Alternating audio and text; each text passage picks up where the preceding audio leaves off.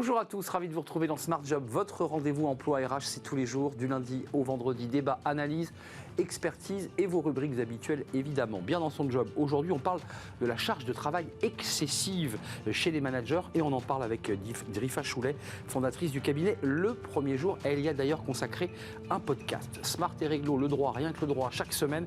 Et avec Thierry Meillat, avocat associé en droit social chez Hogan Lovells, eh bien, on parlera du droit du travail qui est le grand oublié des candidats à l'élection présidentielle. On fera le point avec lui dans quelques instants. Et puis dans le cercle RH, les travailleurs indépendants, je mets des guillemets, des plateformes. Où en sommes-nous? On fait le point avec nos invités. Il y a d'un côté les freelances qui trouvent un équilibre de vie, puis de l'autre, il y a ces indépendants liés à ces plateformes. On fera le point dans notre débat. Fenêtre sur l'emploi, chasseur de job, vous vous en souvenez, on en avait parlé avec Julien Morisson, c'est sa création, c'est une entreprise qu'il a créée. Où en sommes-nous exactement? Quelle est la relation des candidats justement à l'égard de ces chasseurs de job? Voilà le programme tout de suite, c'est bien dans son job. Bien dans son job, avec Sagid Talentsoft, la solution intégrée de gestion des talents.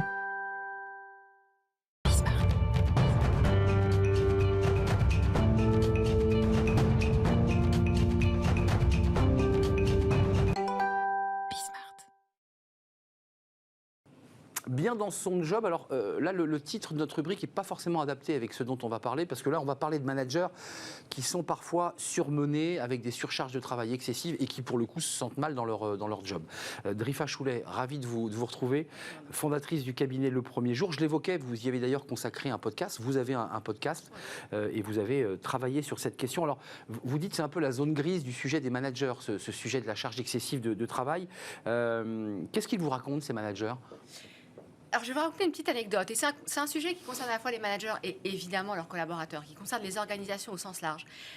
Un manager récemment m'a dit « Je crois que pour mon prochain job, je vais arrêter de mettre en avant ma forte capacité de travail. » Danger.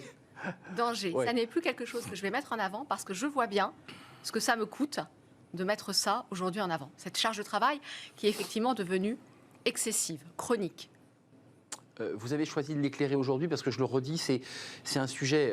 Maintenant, les managers font attention quand ils se vendent en disant j'ai une grosse charge de travail, ce qui fait que le décideur dit bon, bah, c'est parfait, je vais pouvoir le faire travailler 70 heures parce que c'est un peu ça dont il est question. C'est quoi les difficultés des managers aujourd'hui ? Les difficultés des managers par rapport à cette charge de travail, c'est déjà leur gestion personnelle, c'est la gestion de leurs collaborateurs et ça a un impact direct et immédiat sur des sujets tels que la rétention, les difficultés à recruter et sur cette espèce de sens que l'on doit et qu'ils doivent donner à leurs collaborateurs par rapport à leur travail et qui ne prend plus aucun sens quand, comme vous le dites, on est dans l'urgence permanente.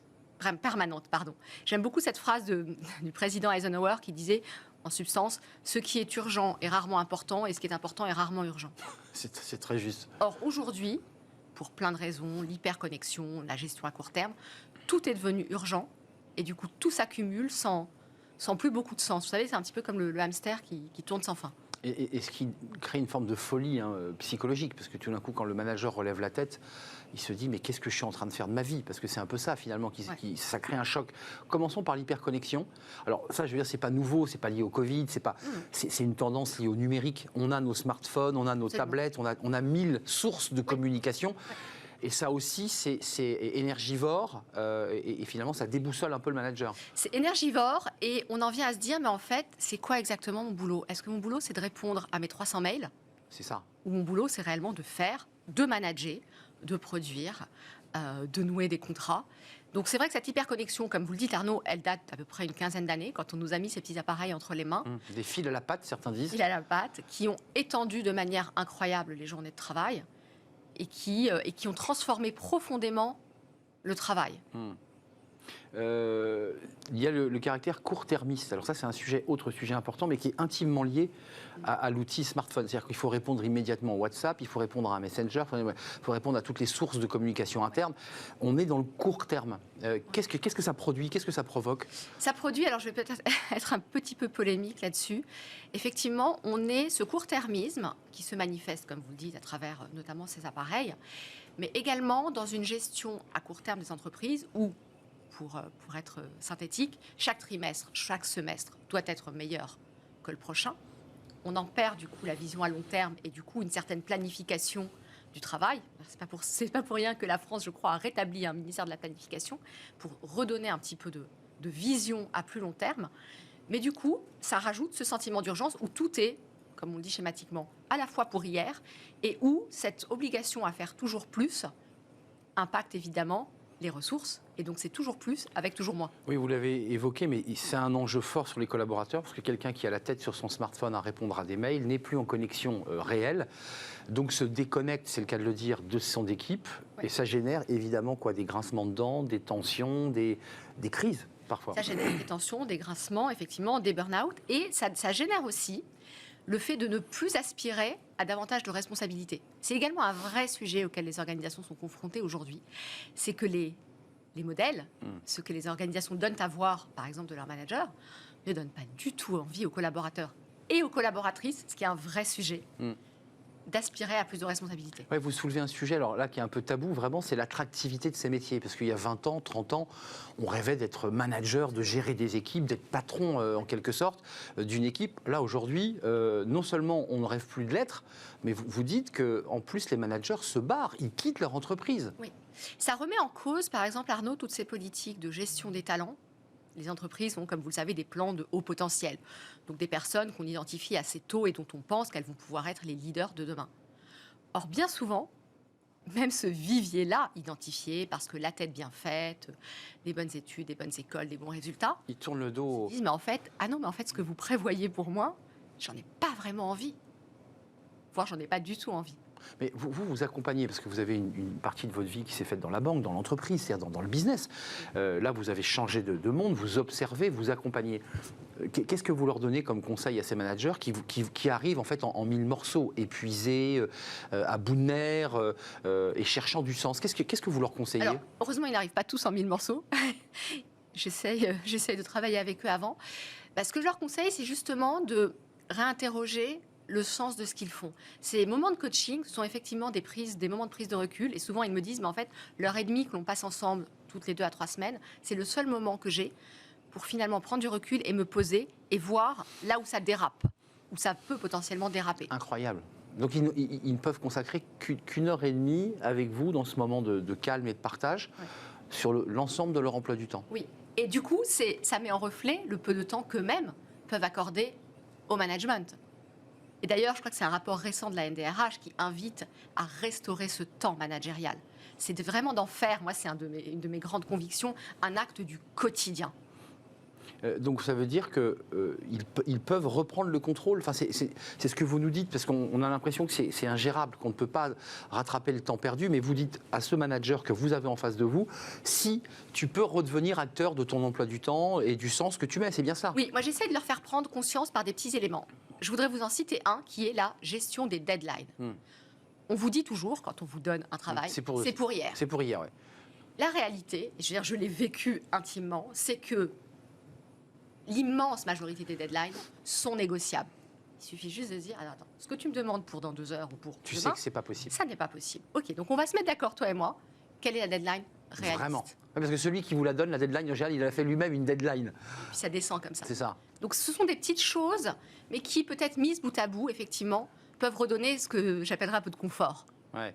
Mais vous sentez une transformation de la manière de travailler des managers liée finalement à l'accélération, aux pressions, à la mondialisation. Est-ce qu'il y a comme ça un contexte un peu géopolitique qui a transformé la vie des entreprises et donc de fait des managers? Oui, l'incertitude est devenue une data, une donnée clé avec laquelle ils doivent faire. L'incertitude par rapport à leurs collaborateurs, où ça tangue effectivement, l'incertitude du contexte, tout cela se parle et en rajoute effectivement sur leurs épaules. Alors un dernier élément, ça on l'avait traité sur ce plateau, et on en a déjà parlé, mais c'est ce rapport au perfectionnisme. Alors qu'on retrouve aussi beaucoup chez les femmes qui en plus veulent vraiment très bien faire, rendre la copie parfaite. C'est compliqué parce qu'à la fois il y a des injonctions contradictoires, il faut aller très vite, il faut travailler très vite, et quand on travaille très vite, on ne travaille pas toujours très bien. Comment on gère cette équation-là? Sortir du vite et bien, on la gère au niveau organisationnel déjà en accordant le droit à l'erreur. Donc c'est-à-dire que le manager, là en l'occurrence, accepte Oui, l'idée... l'organisation, qu'effectivement, tout ne doit... Enfin, on a le droit de se tromper. Ça paraît évident de le dire, mais c'est pas si simple dans Non, mais l'entreprise. c'est bien pour ça que je parle d'une culture organisationnelle. Le droit à l'erreur et le fait de se dire que, en fait, c'est quoi la priorité? C'est que ce soit parfait ou que ce soit fait. C'est un C'est sujet. déjà une bonne question. Et vous tranchez comment la question là? Parce que parfois on est face à ça. Je le fais, mais ça sera fait dans les temps, mais pas au top. Mais je peux le faire dans les temps, mais ce sera plus long. Bah, je crois que tout dépend du sous-jacent. Quand on est comptable, quand on est financier, les chiffres doivent être justes. Il y a des métiers où ça sera peut-être un peu plus subjectif. Il y a des métiers où on travaille plus sur la subjectivité, plus sur de l'invisible, des choses qui sont évidemment... Oui, Donc la perfection n'existe peut-être pas. Oui, du coup. pour l'expert comptable, il vaut mieux que les colonnes tombent justes. On est d'accord. Un tout dernier mot, quand ils sortent de vos séances et que vous les accompagnez, j'imagine bien sûr que vous voyez des transformations chez ces managers, mais ils les tiennent sur la durée parce que la pression du système et de l'organisation est tellement forte qu'ils peuvent résister, mais ils sont un peu tout seuls face à une marée. C'est tout l'enjeu et c'est pour ça aussi qu'un vrai coaching dure 6 à 8 mois et non pas 2 à 3 mois. Ce que tout coach bien formé essaiera de faire, c'est que de la situation qui a été traitée, des apprentissages soient tirés de manière à ce qu'ils puissent être pérennisés. Ça, c'est très important. Donc, ça veut dire qu'il faut qu'ils puissent, sur cette durée de coaching, ensuite le faire durer le plus longtemps possible. Absolument. Quitte à, j'imagine, je m'adresse à la coach, faire quelques piqûres de rappel, peut-être, parce qu'ils vous appellent parfois un peu en urgence en disant, écoute, voilà, on se verra que dans 15 jours ou dans 10 jours, mais il faut que je te parle d'un truc. Ça peut arriver. Parce qu'il y a des moments d'angoisse comme ça. Ça peut arriver, c'est assez rare, ça peut arriver. Mais ça peut arriver. Ouais. Merci Drifa Choulet. Si vous voulez en savoir plus, évidemment, au-delà de cette chronique, de cet éclairage, il y a un podcast qu'on retrouve sur l'ensemble des grandes plateformes. Merci Drifa Choulet, fondatrice du cabinet Le Premier Jour. Mais ça dure 8 mois, ce premier jour avec Drifa Choulet. Merci. Tout de suite, c'est Smart et Réglo, le droit, rien que le droit. Tiens, on parle élection présidentielle, campagne et candidats. Qu'est-ce qu'ils nous en disent de ce droit du travail? Pas grand-chose d'ailleurs, on en parle.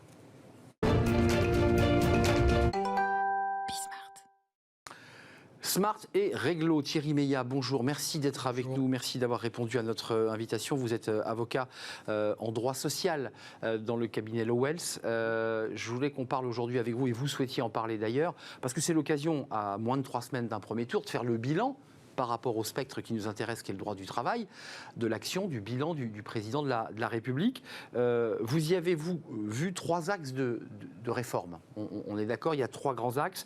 Il y avait quand même la philosophie de simplification du droit du travail. Ça avait été porté d'ailleurs dans sa campagne de 2017. Ça, il le souhaitait. Tout à fait, et c'est la première chose qu'il a faite, c'est-à-dire c'est les fameuses ordonnances Macron dont on parle encore et qui ont eu 2 axes essentiels. Le premier, c'est la mise en place du fameux barème d'indemnisation du licenciement sans cause réelle et sérieuse, avec donc des limites maximales, ce qui n'existait pas auparavant, en fonction de l'ancienneté du salarié. Il y avait eu une tentative qui n'avait pas marché en 2015 et donc en 2017 ça a marché. À savoir que sur le barème, il y a encore des discussions juridiques et on attend quand même que la Cour de cassation prenne une position définitive sur le sujet. Et contournée dans certaines cours. Hein. Et voilà, il y a des résistances. Il y a toujours des résistances et donc la Cour de cassation va devoir mettre un terme. On va voir dans quel sens. Donc c'est pas un débat terminé. Parce que les magistrats considéraient qu'on ne pouvait pas leur imposer une grille de tarifs, enfin de sanctions, eu égard à la réalité des faits invoqués dans la... Tout à fait, et eu égard surtout au préjudice réellement subi, et donc il y a tout un débat, mais bon, en tout cas ça a été appliqué quand même largement, mais il y a des résistances. L'autre axe des ordonnances Macron, c'était la mise en place du comité social et économique, le CSE. On a tout regroupé. On a tout fusionné, on a tout regroupé, et ça poursuivait une logique de simplification qui avait déjà été mise en place, il faut le rappeler, par le président Hollande en 2013, avec la fixation des délais préfixes de consultation des comités d'entreprise.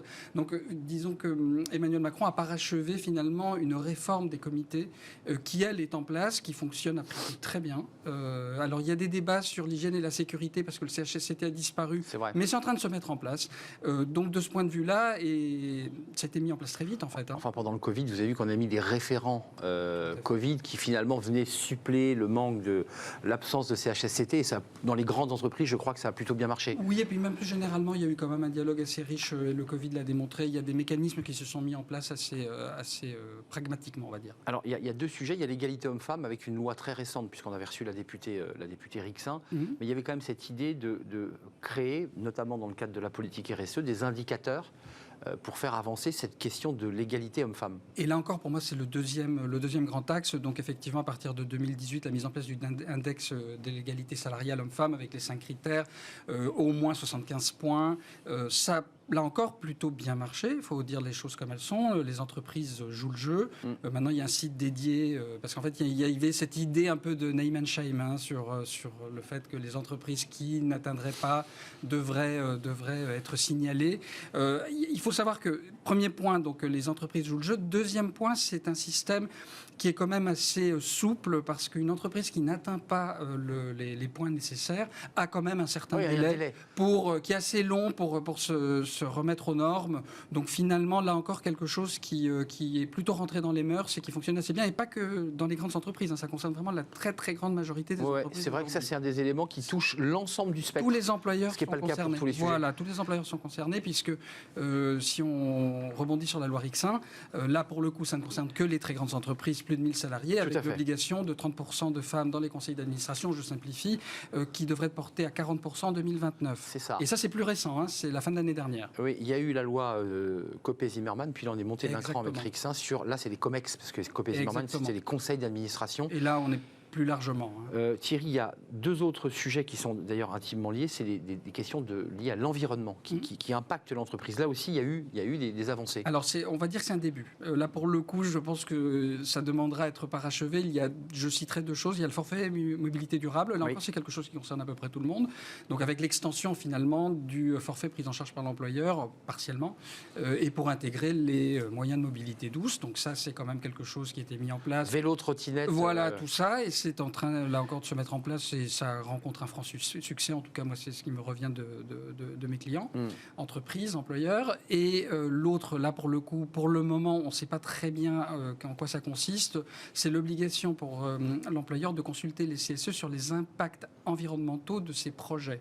Alors, effectivement, dit comme ça, c'est bien. On ne sait pas trop, en fait, le contenu, d'autant qu'on attend le décret d'application de la loi qui tarde à venir. C'est comme pour un projet de loi. C'est comme pour un texte de loi. On vérifie l'impact environnemental de la loi. C'est exactement la même idée, sauf que tous les projets d'une entreprise n'ont pas d'impact environnemental. Donc, il faudrait savoir quand même circonscrire un petit peu. À mon sens, il faudrait déjà limiter ça aux projets qui ont un véritable impact environnemental, puisque tout projet n'a pas...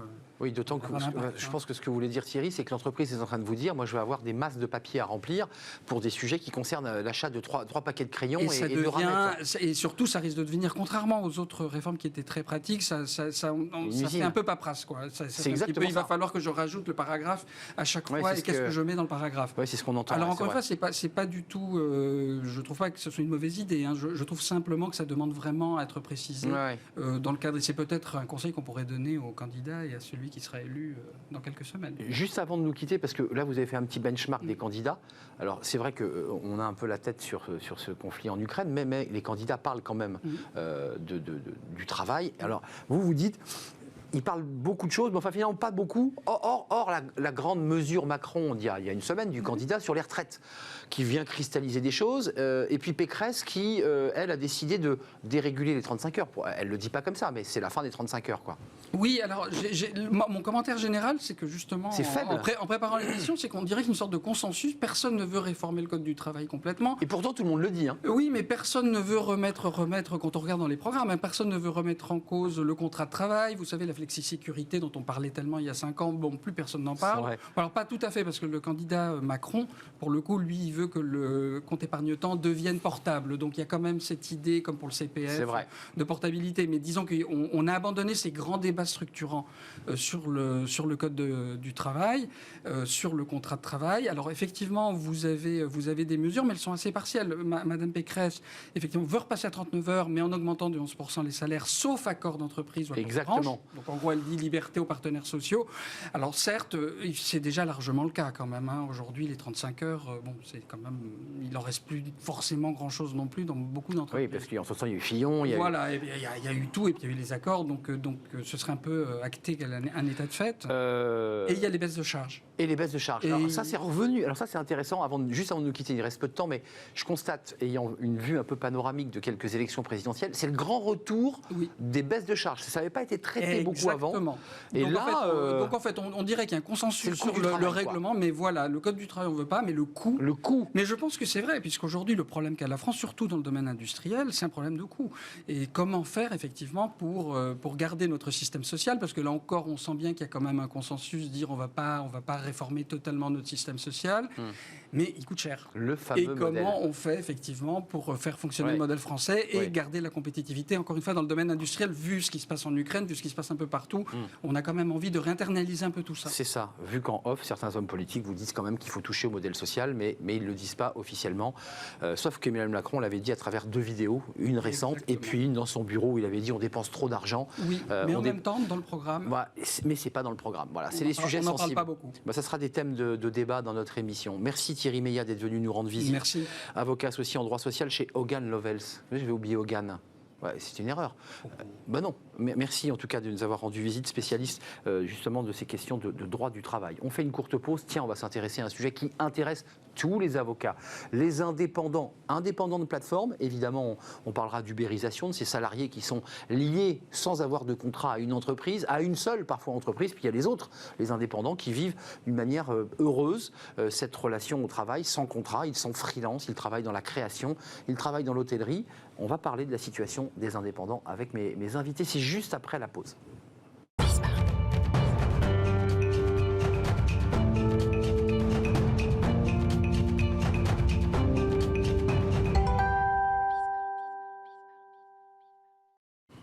Le cercle RH, notre débat, on parle des indépendants. Alors, on en a beaucoup parlé il y a quelques mois, on en parle un petit peu moins. D'ailleurs, on en parle assez peu dans la campagne présidentielle, puisqu'on fait écho à la chronique précédente. Que sont-ils devenus, ces fameux indépendants ubérisés, ceux des plateformes? Il y a eu des procès, des Deliveroo notamment. Et puis, il y a les autres indépendants, il ne faut pas les oublier. Il y a une loi récente qui a été votée à l'Assemblée nationale qui améliore la protection sociale de ces indépendants qu'on appelle, ça c'est le mot positif, les freelances. Quand on dit je suis freelance, ça veut dire que j'ai accepté, je suis graphiste et que je travaille pour plein de patrons et je suis plutôt heureux et je gère mon temps. J'espère que j'ai fait la bonne photographie parce que j'ai 2 expertes sur le plateau. Inde Idrissi, merci d'être avec nous, cofondatrice indépendante de Indépendant avec un S.co. Vous êtes spécialiste du sujet, alors vous accompagnez ces débats autour de l'ubérisation, mais aussi sur les questions de protection sociale des indépendants qui réclamaient une meilleure protection. On fera le point avec vous dans quelques instants. Emmanuelle Barbara, merci de revenir sur notre plateau. D'ailleurs, merci à vous de revenir toutes les deux. Avocates associées en droit du travail dans le cabinet Auguste de Bouzy. Spécialiste de ce sujet, vous vous exprimez et vous vous êtes souvent exprimé sur ce sujet. Question simple, très grand public. Il existe toujours encore des indépendants ubérisés ou je suis naïf, j'ai l'impression qu'après tous les procès, les polémiques, les entreprises, plateformes avaient dit on va tout réformer, on va faire des efforts. Il y en a encore des indépendants ubérisés ou pas? Non, je suis naïf, je vous vois sourire. Non, je ne saurais pas. Non, c'est l'expression que je trouve intéressante des indépendants ubérisés. En fait, c'est des indépendants tout court, si je puis dire. Ubérisés éventuellement, si on imagine qu'ils viennent heurter un ordre et un agencement économique ancien. Donc ça, c'est pour le mot ubérisé. Mais pour le mot indépendant, c'est une activité très en forme. Si je vous donne juste une donnée intéressante.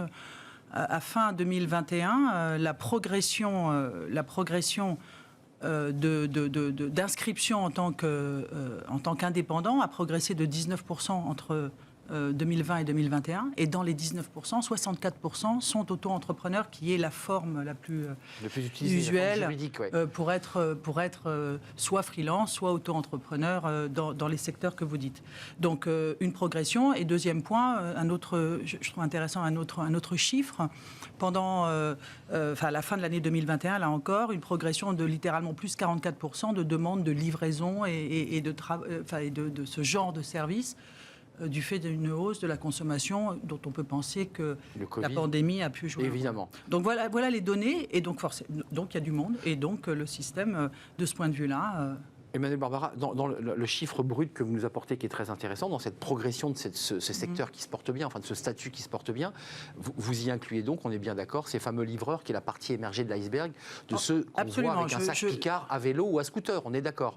tous les chiffres que j'indique sont indifférenciés. Et d'ailleurs, ils posent un problème eux-mêmes, parce que je me fie là à un rapport du mois de mars 2022, on n'est pas en retard, de la DARES, qui explique que pour les plateformes, comme on dit, B2B, c'est-à-dire business to business, c'est-à-dire de professionnel à professionnel, donc des services, en réalité, on n'arrive pas à pister parce qu'il n'y a pas de système de référentiel suffisamment précis. D'où cette globalisation, en fait. Oui, de pister qui est quoi et qui va où. Et donc, on a un mal fou.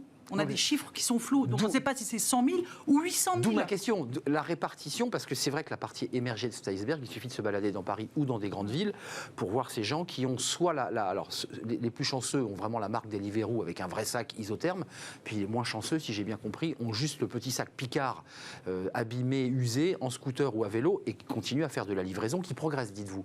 Elle vous va, mon expression d'indépendant ubérisé, où vous dites, moi je parle d'indépendant de manière indéfinie? Moi, je parle d'indépendant de manière indéfinie. Vous avez raison là-dessus, parce que, en plus, on est sur des qualifications juridiques, et juridiquement, ce sont aujourd'hui des indépendants, au-delà de. Enfin, je m'autorise. Le débat juridique qui était posé par les avocats, c'est de dire que ces gens de plateforme avaient un seul employeur, qu'on pouvait les requalifier en CDI, et qu'il y a eu d'ailleurs de retentissants procès, ce qui n'est pas le cas d'un freelance qui n'a pas envie d'être qualifié en CDI, qui est bien heureux de faire du graphisme pour des grandes entreprises, et qui n'est absolument pas envie de partir en CDI. Donc, c'est pas les mêmes quand même.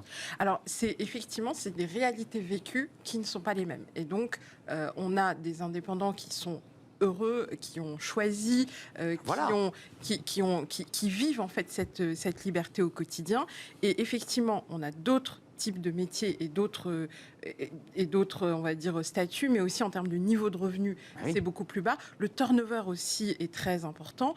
Et en fait, je trouve assez sain que ça nous interroge en tant que société les conditions de vie et de travail de ces personnes-là. Parce que je pense que c'est ça le vrai sujet. Donc il faut bien un recensement qu'on n'a pas. On ne peut pas les recenser puisqu'on n'arrive pas à savoir qui est qui. Alors... Voilà, en fait, je pense qu'on arrive quand même à les recenser. Même dans le rapport de l'Institut Montaigne, il y avait eu un chiffrage. Donc on est quand même capable de chiffrer. Dont vous êtes membre du comité directeur d'ailleurs. Voilà, entre 100 000 et 200 000, voilà, c'était ça les chiffres. Donc on sait quand même. Hein. Voilà, mais cela dit, et c'est pour ça que moi je représente un syndicat d'indépendants, il y a 3 millions d'indépendants.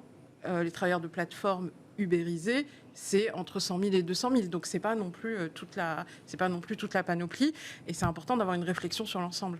Je précise que vous avez vous aussi une structure, parce que vous êtes aussi au contact des indépendants. Vous avez une entreprise. Oui, tout à fait. Non, mais il faut le préciser. Vous dirigez indépendant.co, puis vous avez aussi un système d'aide, d'accompagnement des indépendants sur l'aspect assurantiel dont il faut qu'on parle. C'est ça, absolument. Donc, moi, je dirige une mutuelle, WeMind, qui accompagne des indépendants et des entreprises. Donc, sur les questions de protection sociale, ça me permet de bien connaître le sujet. Avant de parler des mutuelles et de la protection sociale, qui est la grande angoisse des indépendants, parce qu'en fait, ils se jettent parfois dans ce métier sans savoir au départ qu'ils vont devoir se protéger, payer leur mutuelle, s'organiser.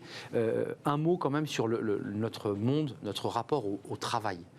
Vous évoquiez des chiffres de la DARES très récents, vous dites que c'est un statut qui se porte bien.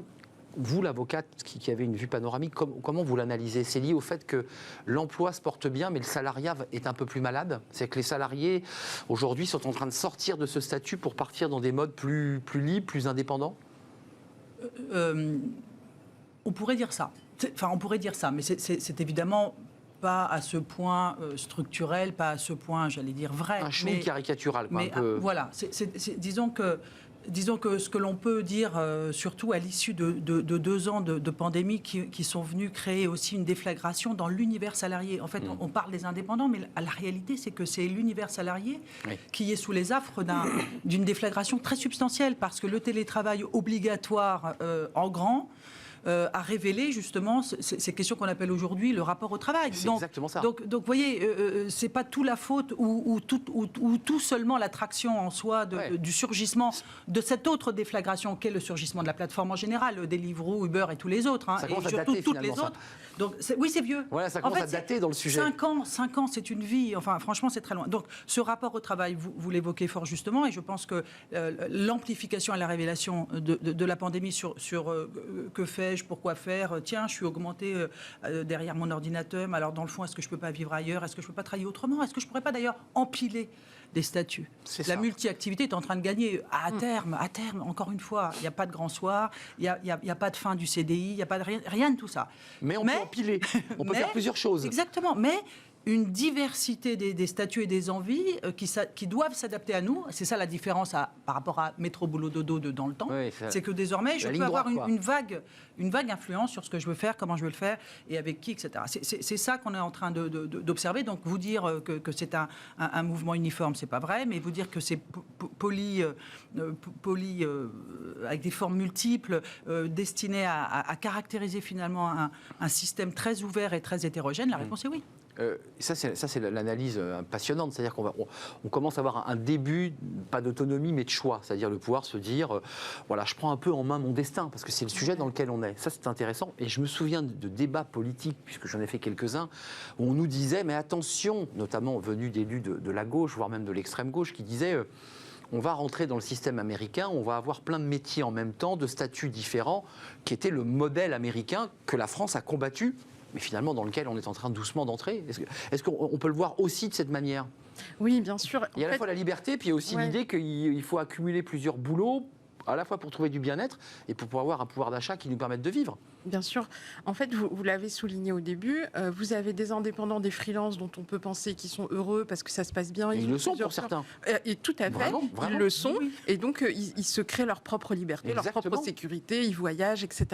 Et puis, à côté de ça, la réalité du travail pour d'autres niveaux de revenus, dans d'autres activités, les choses, elles sont beaucoup plus complexes parce que, effectivement, le monde du travail américain, il ne fait pas rêver quand vous devez cumuler 3 mini-jobs pour pouvoir vous en sortir et être fatigué, des mamans avec des enfants, etc. Et on vous dit que vous serez indépendant, hein, pas le choix. Voilà, et on vous dit que vous êtes indépendant parce qu'en fait, qu'est-ce que ça veut dire quand on vous dit que vous êtes indépendant ? Ça veut dire que vous n'avez pas de garantie d'activité. Exactement. Le jour où il n'y a pas de travail, on vous en donne pas. D'ailleurs, c'est ceux qui démissionnent en grande partie aux États-Unis. Hein.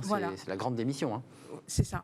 Donc, alors, je ne sais pas si je peux parler de protection sociale, parce que je pense que c'est le sujet de notre époque. Parce que les sujets de statut, on en parlait un petit peu avec Emmanuel avant de rentrer sur le plateau. J'en étais, mais évidemment. Les sujets de statut, ils occupent les juges, ils occupent, donc les avocats, etc. Donc, c'est bien qu'on discute des statuts. Mais si on discute de la réalité vécue au quotidien. Je suis malade, je tombe malade. Exactement. Et oui. Qu'est-ce qui se passe quand je tombe malade ? Qu'est-ce qui se passe quand il n'y a pas d'activité, plus d'activité ? Qu'est-ce qui se passe quand je dois me former, me reconvertir ? Donc en fait, il y a un parcours de vie, un parcours professionnel. Et ça, c'est tout le sujet de la protection sociale. Et donc vous l'avez souligné, on a eu des avancées l'année dernière, le plan indépendant. Oui, et une loi votée récemment. Voilà, la loi qui vient d'être votée. Alors, cette loi, elle apporte un certain nombre de choses. On en avait déjà parlé, c'est la protection du patrimoine. Tout à fait. On sépare le patrimoine de l'entreprise du patrimoine personnel. Voilà. Mais sur la protection sociale, on a quoi aujourd'hui sur la protection sociale ? C'est faible pour vous ? Oui, c'est très faible. Il y a une différence énorme entre la protection sociale du salarié et la protection sociale de l'indépendant. Et ça, c'est un sujet qu'il faut attaquer réellement, sérieusement. Et en fait... le jour où on aura résolu cette question du parcours de vie que vous pouvez avoir en étant sur un statut d'indépendant... et en étant protégé, pour le dire et en étant parfaitement... On peut l'avoir, le parcours de vie. La question que vous soulevez, c'est un parcours de vie protégé et accompagné. Vous la trouvez sévère, Inde, sur cette loi qui serait trop faible sur le plan de la protection sociale ? Enfin, en tout cas, la loi, si vous faites référence à la loi sur le patrimoine, elle n'a pas pour objet uniquement de résoudre cette question-là, parce que c'est essentiellement, là encore, une histoire de statut et de patrimoine. Mais en fait... Enfin, j'ai simplement un tout petit peu sourcillé parce que on assiste quand même depuis plusieurs années, vraiment depuis plusieurs années, à une forme d'harmonisation et de rapprochement, hein, parce que des statuts, je veux parler de la maternité par exemple, des indépendantes femmes ou des salariés, la durée est la même. C'est vrai. La protection sociale complémentaire, figurez-vous, dans la loi de finances de sécurité sociale pour l'exercice 2022, pose le principe d'une complémentaire chez les indépendants applicable en 2023. Donc, vous voyez, on se rapproche. Et sur ce qu'on appelle l'ATI, c'est-à-dire l'allocation du travail indépendant, vous vous souvenez sans doute de la loi, en 2017, on avait dit, voilà, on va mettre en place un système d'assurance pour les indépendants. Oui, alors c'était ça n'avait aucun sens. Ça n'a pas marché d'ailleurs. Non, puis en plus, il fallait qu'il y avait quelque chose d'assez humiliant, en quelque sorte, de passer par un redressement judiciaire, enfin, tout ça pour... Exact. Tout ça est en refonte. On est actuellement dans les projets de décret qui ont pour objet de remonter le montant, de trouver une forme de calcul sur la base des revenus des 3 dernières années un peu plus souple. Voilà, on améliore le système. Non, donc, ça reste plafonné, non, mais ça reste plafonné à 800 euros ça par reste mois. plafonné à 800. Mais on était à 600, on était à 0 il y a 5 ans. Donc, on est d'accord que... Concrètement, plafonner à 800, ça permet quoi, ça? Juste qu'on soit concret. 800 au lieu de 800. 600. D'accord, bon. C'était, Oui. enfin voilà, c'est entre 600 et 800, voilà. Mais D'accord. cela dit, on sait très bien que quand vous êtes salarié, vous gagnez 2500 euros par mois. Le jour où vous êtes au chômage, vous avez 70% de ce que vous avez gagné. Là, c'est 800 euros par mois. Vous pouvez passer. C'est capé. Voilà, exactement. Donc c'est capé. C'est la même chose pour tout le monde. Et en plus, il faut arrêter son activité. Il faut vraiment, Exact, il ne faut rien faire. s'arrêter Donc il faut de vivre avec travailler. 800. Il faut s'arrêter de Ce qui est travailler impossible, et en aller fait. s'inscrire à Pôle Mais emploi. excusez-moi, question plus politique et qui est On y posée va. aux candidats, est-ce qu'on, finalement, dans cette espèce de poussée de l'indépendance qui cartonne, vous le dites, on n'est pas encore sur un vieux code du travail bâti sur la contractualisation, sur le contrat de travail, sur le CDD, sur le CDI, et que cet espace de l'indépendant, encore une fois, pour des raisons qui sont aussi politiques, qui sont aussi liées à notre histoire politique, font que, bon, c'est un peu l'enfant pauvre, sauf que la réalité des chiffres montre qu'une partie des salariés se battent pour ce statut. Donc vous êtes d'accord avec cette... Je suis parfaitement d'accord qu'on a en quelque sorte une sorte de promesse de Graal qui se trouve être... sur laquelle on a bâti notre C'est agencement exactement ça. économique à l'issue de la Seconde Guerre mondiale pour reconstruire le pays. On a créé ce qu'on appelle une société de production industrielle de masse et une société de consommation de masse. Bon, aujourd'hui, ça fait un moment que c'est plus comme ça. Et ce qu'on est en train d'observer à l'œuvre, c'est que, à coup pour le moment, pas pour le moment, mais depuis à l'époque, on essayait de rustiner un peu tout ça en créant des contrats de travail au travers de la requalification d'un contrat commercial. Je parlais du portage salarial. Oui, le portage. On a créé on a agrandi, élargi les groupements d'employeurs. On a créé la CAE, la coopérative d'activité d'emploi, pour élargir encore le champ, j'allais dire les bras généreux du contrat de travail pour accueillir des toujours gens sur qui la base sont dans du le contrat, contrat. qui font du précédent de service. Toujours dans ce. Bon, la question qui se pose aujourd'hui, c'est quelle est la place réelle des indépendants, et être indépendant, est-ce désirable ou pas? Parce que c'est une question politique, puisque jusqu'à présent, c'était le CDI, etc. Exactement. Le CDI, 30 ans d'ancienneté, et de moins en moins en cours, et en tout cas de moins en moins Moi, je me couru. rappelle du ministre qui avait lancé les Et auto-entrepreneurs, puisque aujourd'hui c'est micro-entreprise, mais à l'époque, je me souviens des débats à l'Assemblée sur cette micro-entreprise, c'était des débats d'une très grande violence, je ne sais pas si vous vous souvenez. Tout à fait. Donc ce statut était mal accepté. Non seulement il était mal accepté, mais ce qui est intéressant, c'est qu'il a été mis en place, qu'on le veuille ou non, la loi a été votée avant même que ne surgisse la fameuse première plateforme où on a trouvé une forme de débouché intéressant. Évidemment. Mais vous imaginez, donc... Non mais vous devez le ressentir, parce que je pense, excusez-moi de revenir à mes fameux livreurs que je croise assez régulièrement, comme tout Parisien qui se balade dans la ville. Il a un accident de vélo, il se casse le genou, il ne peut plus travailler. Il reçoit par course 4 euros. Enfin, ses revenus sont assez faibles. Il a une mutuelle, il a une couverture. Comment il s'en sort, ce garçon? Non, alors d'ailleurs c'est intéressant parce que moi j'aime bien positionner le sujet sur la question des droits sociaux des indépendants. Ouais, Vous êtes livreur très souvent. Vous avez des personnes qui sont jeunes, qui sont en première année d'activité. tout à fait. Alors je vais vous dire quelque chose qui va vous étonner, c'est que quand vous êtes salarié et que vous avez un accident, c'est votre premier jour de travail, vous avez un accident, vous êtes indemnisé. Automatiquement. Et automatiquement. Quand vous êtes indépendant, vous avez une indemnisation à condition que vous soyez en deuxième année d'activité. Donc la première année, on n'est La même pas première couvert. année, vous avez 0. Mais vous vous rendez compte? Vous avez 0. Mais vous vous rendez compte? Et ça, je l'ai eu il n'y a pas très longtemps, un développeur informatique qui a eu un accident, il s'est fait percuter par une voiture. Il était développeur informatique en première année d'activité. Voilà, il n'est pas riche, hein. Il avait 0, comme le livreur qui avait un accident. Et il n'a pas été couvert? Non, donc il n'est pas indemnisé parce qu'il est en première année d'activité.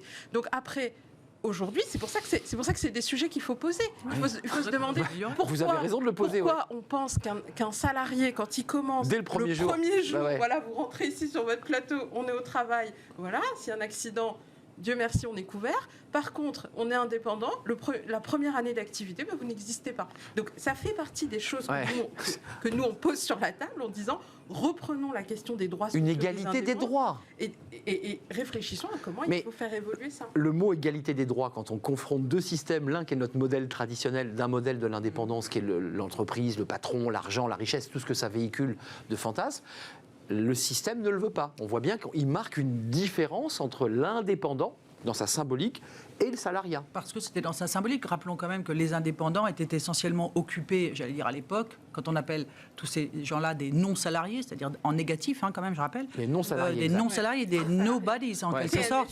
On les met loin, les quoi. TNS, c'est quand même, vaut mieux pas, quoi. Ça pourrait sauter à la figure. Oui, Donc, vous avez raison. le non-salarié est déjà quelqu'un de... Il faut faire attention. Mais par ailleurs, ces non-salariés, ils sont répartis essentiellement, de manière traditionnelle, commerçants, artisans, activités libérales, et chefs d'entreprise. Certains, je dirais. Parce que maintenant, il y en a de moins en... Bah oui, loin s'en faut, pas tous. Et donc, voilà, c'était ça la catégorie. Alors forcément, elle s'étoffe. Donc forcément, on a des sujets... Mais à quel moment ça casse? Vous nous dites, bon, il y a cette première année qui n'est pas prise en charge, qui est une erreur que j'espère le législateur réparera un jour. Oui, et c'est à l'œuvre. Non, ça y est, c'est à l'œuvre. Oui, c'est plus que ça. Deuxième sujet, par la masse des indépendants, par l'augmentation de ceux qui choisissent ce statut, il y a une poussée par le bas qui va faire remonter aux députés, aux élus, aux maires, j'imagine. Il y a un autre sujet qui est fondamental, il y a la protection sociale, vous l'évoquiez, puis il y a l'idée que cet indépendant, je ne parle pas de celui, entre guillemets, qui est lié à des plateformes et qui galère, mais il y a celui qui gagne bien sa vie. Il y a l'indépendant qui a beaucoup de clients, qui a accumulé un bon salaire et qui un jour va voir une banque et il lui dit, voilà, je gagne 7 000 € par mois, j'ai bien réussi, là ça marche bien. Le banquier lui dit quoi? Mais dites donc, et vos fiches de paye, mon ami? Mais voilà. Si c'est pas mal, c'est pas mal. Mais vous auriez un bulletin de paye que ça m'arrangerait pour mes règles de gouvernance diverses, pour que ça rentre dans les cases. Donc pas de bulletin de paye, pas d'appartement. Et là, vous touchez d'un sujet, alors là, avec Inde, on en a beaucoup parlé, ça a été vraiment un de nos sujets de travail, même à l'époque de ce rapport-là que tu évoquais tout à l'heure, c'est l'idée qu'on a un sujet de réconciliation des actifs et surtout d'accès au logement, point 1, point 2, accès au crédit, qui soit adossé à autre chose que le brave bulletin de paye. Il faut qu'on l'adosse à un autre scoring. Mais on fait comment? Parce que là, au moment où on se parle, c'est la réalité des indépendants. S'ils poussent la porte de la banque à l'ouverture, elle doit être ouverte, il est tôt. Là, aujourd'hui, ça ne marche pas. Le type lui dit non, mais il y a une loi qui... Non, il n'y a rien qui protège l'indépendant dans la banque. Il se prend toujours la porte dans la figure. C'est ça. Et qu'est-ce qu'on peut inventer pour lui permettre d'accéder soit à une location, où le bailleur dit, écoutez, vous êtes indépendant, mais vos revenus, ça va, et mieux, pour pouvoir installer sa famille dans un appartement ou une maison? Alors, en fait, votre question, elle est hyper intéressante, parce que figurez-vous qu'on a le même problème pour les salariés. La question que vous avez... Non, mais c'est vrai. Donc il n'y a que les fonctionnaires qui peuvent accéder aux prêts, c'est ça? Non, pas du tout. C'est ce que vous dites? Non, c'est pas ça que je dis. Je dis que pour les salariés, on a le même problème, mais on a trouvé des solutions. C'est vrai. Alors que chez les indépendants, on a le problème, mais on n'a jamais trouvé de solution. Alors je vous donne un exemple. Quand vous êtes salarié, vous allez, pour louer un appartement, on va vous demander de gagner 3 fois le loyer, etc. Si vous ne rentrez pas dans les critères, vous avez une garantie d'État que vous pouvez présenter à votre propriétaire, qui est gratuite. Donc c'est un droit social qui est gratuite, parce que vous êtes un salarié à faible revenu et tout, que c'est compliqué pour vous. Vous avez des critères qui sont facilités, c'est-à-dire qu'on ne vous demande pas de gagner 3 fois le loyer, mais seulement 2 fois le loyer, et on vous facilite les choses et vous n'avez pas à payer, et cette garantie, elle fonctionne vis-à-vis des propriétaires. Maintenant, quand vous êtes indépendant, vous pouvez demander cette même garantie, mais à condition d'avoir moins de 30 ans. Si vous avez plus de 30 ans, vous n'avez plus droit à cette aide sociale. Mais des règles un peu dingues que vous nous décrivez là. Donc, du coup, moi je pose la question, pourquoi 30 ans? Donc, posons... C'est que la question, c'est que le législateur, en fait, a réfléchi et est allé jusqu'au bout des solutions pour les salariés, il ne l'a pas fait pour les indépendants. Il faut le faire. Donc vous voyez bien qu'il y a toujours quand même deux regards, deux manières d'aborder les sujets quand on est salarié.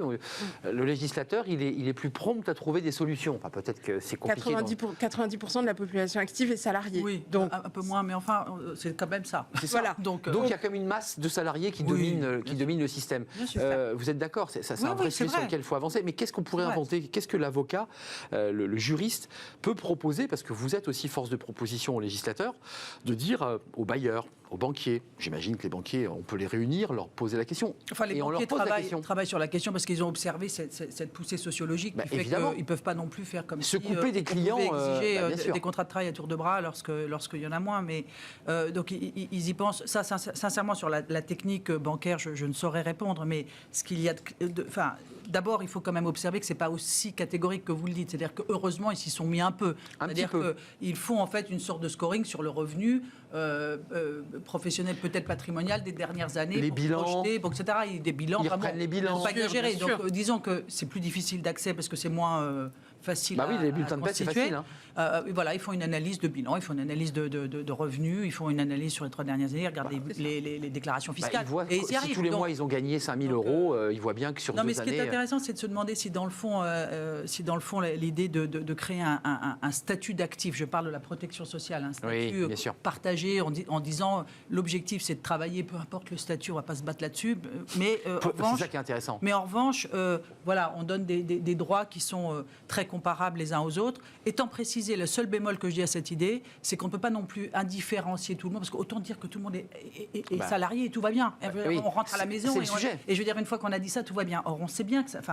On ne va pas rentrer maintenant dans cette conversation, mais c'est techniquement pas la même chose. C'est pas la même chose, ni techniquement, ni dans le psychique, ni dans le droit, parce qu'on met par terre non seulement le droit du travail, mais le droit commercial. Parce que les prestations de services, il y en a partout. Il y en a vraiment partout. Et à quel moment ça s'arrête? Quand on est deux, on n'est plus dans la... Là, vous mettez le doigt dans quelque chose On rentre dans quelque chose complexe. qui est l'édifice, là, pour le coup. Bah oui, vous touchez à la cathédrale, là. Donc c'est la cathédrale. Si bien qu'on n'est pas tous salariés, maintenant, il faut quand même arranger, faire en sorte qu'il n'y ait pas des citoyens de deuxième zone En tout cas, fait d'une protection voilà, sociale amoindrie. que les indépendants ne se sentent pas des citoyens de seconde zone alors qu'ils gagnent bien leur vie, qu'ils s'épanouissent et qu'ils sont heureux dans le choix de vie qu'ils ont fait. Je mets de côté un certain nombre d'indépendants, on va pas revenir, mais qui sont toujours reliés à une entreprise plateforme par une forme non pas d'esclavagisme, le mot est trop fort, mais de lien qui les tient par une forme de faux contrat qui n'existe pas. Vous êtes d'accord avec moi? Ça existe toujours. Je ne suis pas d'accord avec vous, parce que c'est une analyse qui est une casuistique. Je veux dire, je ne peux pas répondre comme ça. Non, la réponse est non. Je ne suis pas d'accord avec vous. Je ne suis pas d'accord avec vous. Eh bien, ça tombe très bien. J'aime bien quand on n'est pas d'accord avec moi. Ça sera le mot de la fin. Emmanuelle Barbara, avocate associée chez Auguste Debouzy, spécialiste en droit du travail. Vous êtes membre du comité directeur de l'Institut Montaigne. Et c'est un sujet, on l'aura compris, qui vous habite, sur lequel vous travaillez et que vous faites avancer d'ailleurs. D'ailleurs, avec Inde El Edrissi, parce que vous vous connaissez bien, cofondatrice indépendante de indépendant.co, il y a un site internet, c'est pour les indépendants. Et votre entreprise, WeMind. WeMind, J'étais pas loin, vous voyez. L'entreprise. Et je voulais juste te dire une seconde, parler du site 3millionsdindépendants.com, qui est le site qu'on a lancé pour la présidentielle et qui recense tous les problèmes rencontrés par les indépendants, sur lesquels nous attendons des réponses. 3millionsdindépendants.com. C'est ça. Voilà, en direction des candidats, parce qu'on l'a vu ce matin, ils parlent trop peu du droit du travail. Ils parlent des grands sujets macro, mais vous êtes, vous direz pas. Vous êtes d'accord avec moi? Je suis d'accord avec vous. Emmanuelle Barbara est d'accord avec moi. C'est la fin de notre débat. Tout de suite, c'est Fenêtre sur l'emploi.